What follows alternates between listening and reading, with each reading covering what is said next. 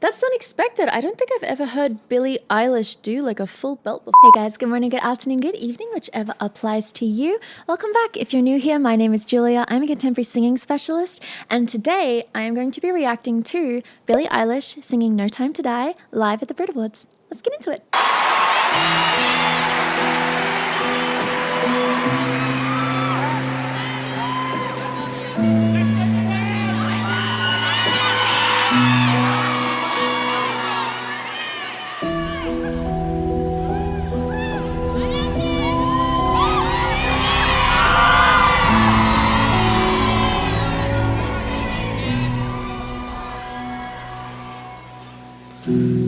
I should have known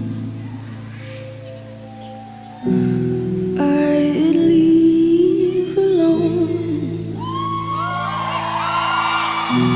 Just goes to show that the blood you bleed is just the blood you owe. We were a pair,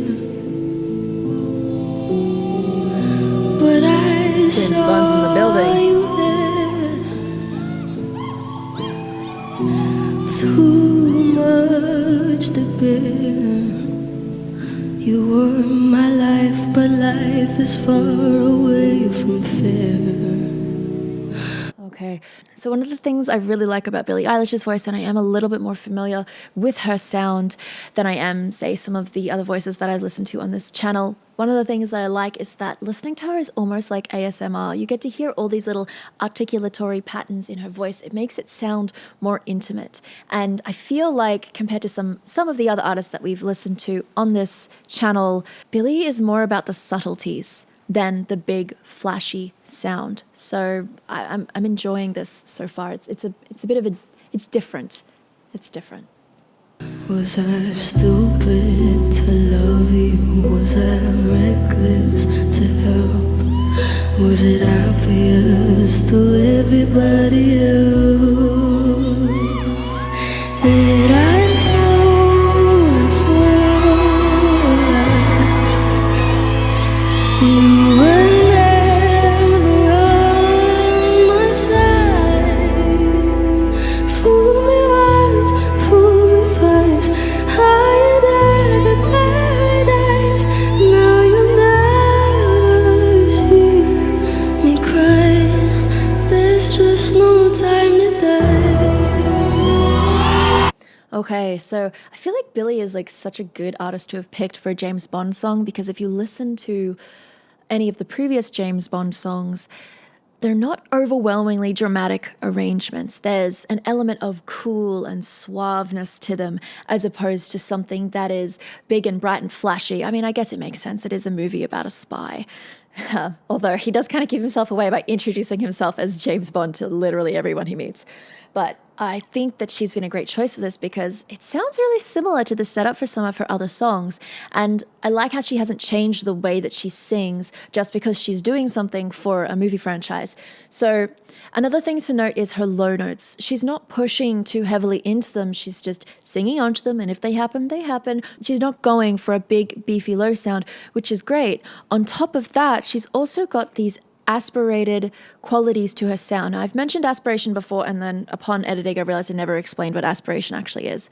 Aspiration is a breathiness to the sound. It's where the vocal folds aren't coming completely closed, so the air is escaping through them, this breathiness to the sound. So just like in my react to Mamamoo singing Delilah, with the first girl, I noted that she uses a lot of resonance to make sure that her aspiration doesn't obliterate the words. Billie Eilish does the same thing, and she does it in unison with her articulation, so you never ever lose the words that she's singing. I think there's one word that I've missed so far. It's when she goes up to... It's death, dead, something, and paradise. That's the one word that I'm missing so far with listening to her sing. But overall, really good management. And again, such a beautiful, intimate sound.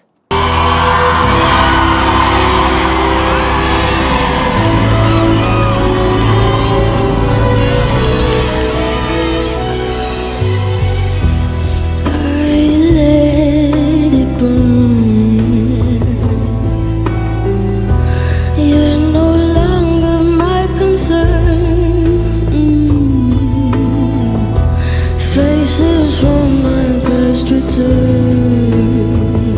Another lesson yet to learn that I'd fall for a lie. Pause it there. I liked how she did a very, very subtle swell on fallen. That I've fallen for a lie. It's like she's literally falling off the word. It's very subtle, but it just brings a little bit more movement to it. In the second verse, she also added just a tiny bit more energy to it. Not anything that's too crazy, but again, the subtleties are there and it just keeps us engaged. You were never on my side. Fool me once, fool me twice. Are you dead in paradise? The word is death. Yeah. Now you never see me cry. There's just no time to die.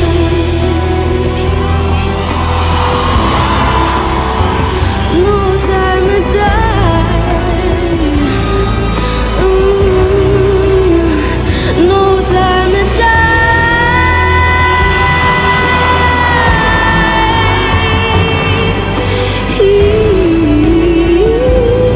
I love that they included a little bit of a build there. That's unexpected. I don't think I've ever heard Billie Eilish do like a full belt before. Where did that get up to?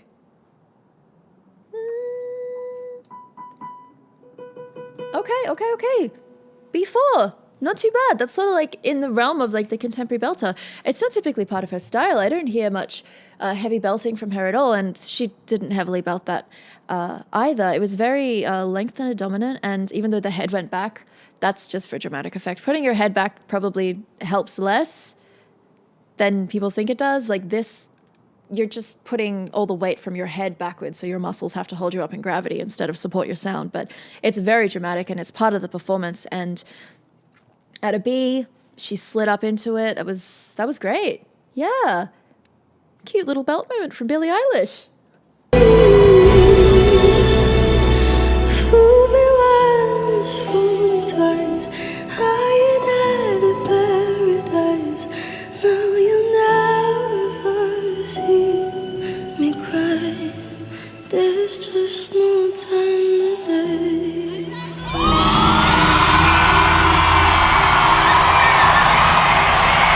Lovely. I also like her choices of breathing, because when she goes into, where is it? I'll see if I can find it in the chorus. Fool me once, fool me twice. High in the paradise. Now you'll never see me cry. I really like how there's that little breath that she takes before me cry, because it just makes it sound like she's having a little cry. So again, it's all about the subtleties when it comes to listening to Billie Eilish, because vocally she's in a very light mechanism almost the entire time through most of her songs. There's not much vocal activity going on, so she balances that out with good performance and these little subtle things that are specific to her. It's really, really clever, and I'm really looking forward to seeing how her sound does develop as she gets older, because she's still a really young performer. I mean, if you juxtapose this against a vocalist like Leodra, who's 16, Leodra packs a punch, and yet Billie's subtlety is still able to keep people engaged and keep people entertained. So you look at two different artists and how they engage with their art and how they engage with their audience, and it's like two different flavors, but neither is better than the other, if that makes sense, because people who like Leodra are going to enjoy that kind of performance, but there's also the potential that they might like something which is based on the subtleties, like a Billie Eilish performance. Anyways, that is it from me today, guys. I hope that you enjoyed that. If you did, give it a thumbs up, click that subscribe button and the bell notification beside it, and more videos like this will be heading to you. As usual, I hope you're staying safe, I hope you're staying healthy, and I will see you next time. Bye! No time.